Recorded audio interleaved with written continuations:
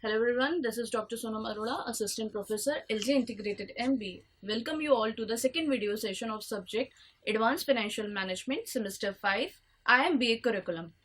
In our last session, we discussed about the capital budgeting and two different types of techniques of capital budgeting. These techniques are classified on the basis of traditional techniques and modern technique. Today we are going to start with the first traditional technique, that is payback method.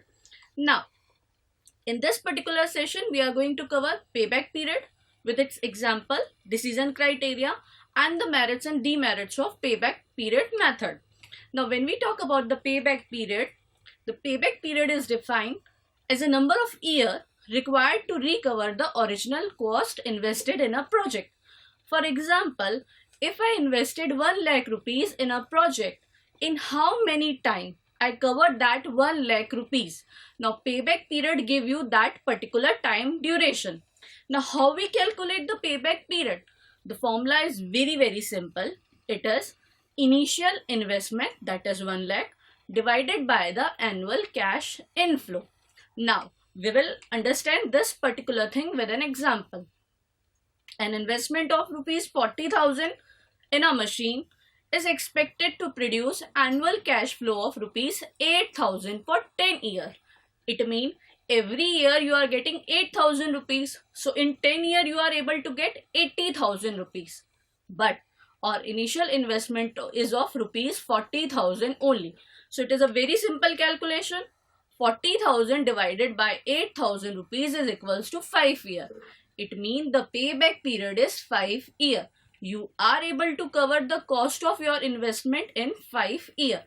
Now, the things are very simple like that? No. What happens if the cash flows are not uniform? It means, like in the last example, we said that every year you are getting 8,000 rupees. But in practical life, it is not possible that your investment give you an equal cash flow. So, what happens if your cash flows are not uniform or uneven, or we can call this a mixed cash inflow? We let understand this with the help of an example. Now look at here. A company is there which cash outflow is rupees 1 lakh. It means you are investing rupees 1 lakh in a particular project. Now first year you are able to get 45,000. Second year you are getting 40,000. Third year 35,000 and fourth year 50,000. It means your cash flows are not even. They are uneven in nature or mixed in nature. It means sometimes it is very high and sometimes it is very low. Again, mark my words here. It is not necessary that your flows are in a particular direction. Like here in first year you are getting 45. Second year it is going down to 40. Third year it is again going down to 35. But the fourth year it is going to upside, it is 50,000. So there is no particular direction that it is going down or going up. Now when we think about rupees 1 lakh, if we go from a basic method, we go with the cumulative cash flow. So first year we are getting 45,000, second year we are getting 85,000. Now how can I get that 85,000? By simply 45,000 plus 40,000 equals to 85,000. It means by the end of second year I am able to get 85,000 rupees. By the third year I am able to get 1,20,000, and by the end of fourth year I am able to get 1,70,000. But my initial investment is of rupees 1 lakh only. It means my answer is somewhere between 2 to 3 years. Now, the basic formula we are using here is years plus remaining amount divided by cash inflow in next year. It means we are very much clear here that basic number is 2 years. But what will be the number of month? For this we did a basic calculation. 2 years plus 1 lakh minus 85,000. The difference is of 15,000. Why we took the difference of 50,000? Let's look back. In this particular example, if I move from 85,000, the next value will be 1,20,000, which is 20,000 more than my initial investment. So, the answer will not be 3 years. And how much I am less than the moving towards the 3 years, that is 15,000. Now how can I get this 15,000? It is simply my investment is 1 lakh. I already at the 85,000. The difference is of 15,000. So how can I convert this 15,000 into the number of months? For that I divided 15,000 with 35,000. The amount will be 0.428. It means the answer is 2 years 0.428. Now how can I convert this 428 into the number of month? For that I divided 365 days. So 365 days multiplied by 0.428 equals to 156 days. Now when I convert this 156 days into month, so I simply divide 156 by 30. Why I took 30? Because there are 30 days in a month. So that's why it is 5 months and 4 days. It means the whole process cover the time duration is of 2 years, 5 months and 4 days. So this is a calculation when you are doing a uneven cash flow. Now look at another example. There is two different projects, project X and project Y. You have to decide which project is better. For this, the cost of project X is 15,000. The same is the cost of project Y. So both projects require same amount of investment, that is 15,000. But the cash inflows are different. In year 1, it is 5,000 for X, 6,000 for second year and 4,000 for third year. And the year 4th, 5th and 6th, we are not getting any inflow.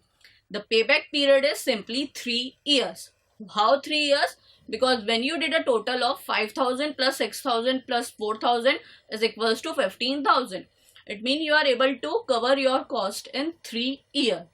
When we talk about the project Y, the inflows are 4,000 plus 5,000 plus 6,000, again 6, 3 and 3. The cost is again covered here also in 3 years, but the inflows are getting after the payback period also. Now, when we talk about the decision criteria, although the cash projects are of similar nature, cash flows are in different nature in project X and project Y, but the project X and Y are similar in nature here. Now this is a basic disadvantage of payback period. Although the project Y is better in a normal circumstances, it is earning more, but as per the payback period, the period is similar for project X and project Y. It means for payback period, the both projects are same, but when you think about in normal circumstances, you prefer project Y. So this is one of the basic disadvantage of payback period method. Now look at the another example. Now, if we talk about project X and Y again, I took out the previous example here. So the cost of project is 15,000 in project X, and the similar is the investment in project Y. Cash flow for year 1 is 1,000, 4,000 and 1,000, whereas in project Y it is 1, 4 and 10. So what is the difference here? It is similar for project A, project X and project Y, and the payback period is also similar, but we prefer project X here. Now what is the reason? The reason is that project X is acceptable because it returned more amount earlier than the project Y. So amount is similar, time is similar, but the difference is that in project X you are getting 10,000 in first year, whereas in project Y you are getting 1,000 in first year. It means that either the payback is simple, the decision criteria is changed. This is the second disadvantage of payback period method. Now, when we talk about the evaluation criteria, we classified into the merits and demerits basis. First, look out the merits of payback method. It is very simple method to calculate. There is no very equations and lengthy process. It is very simple, easy to understand, and second, it is based on the cash flows. Now, the demerits are very high. The first demerit is that it does not consider time value of money. As we look in the previous example, you are getting 10,000 in first year, whereas in Y project you are getting 1,000. But at end of the 3 year, the payback period is same, which is a very biggest disadvantage. You're not considering time value of money. The second issue is it does not consider cash flow after payback period. And the third disadvantage of this method is that it does not recognize the pattern of cash flow, which we already look at in our example number 2. Now, for the disadvantages in the payback period method, we come up with an idea of a post payback method. Now, what is post payback method? The main disadvantage of payback is that it failed to take in account the cash flow, which is earned after the payback period. So the profitability will be different.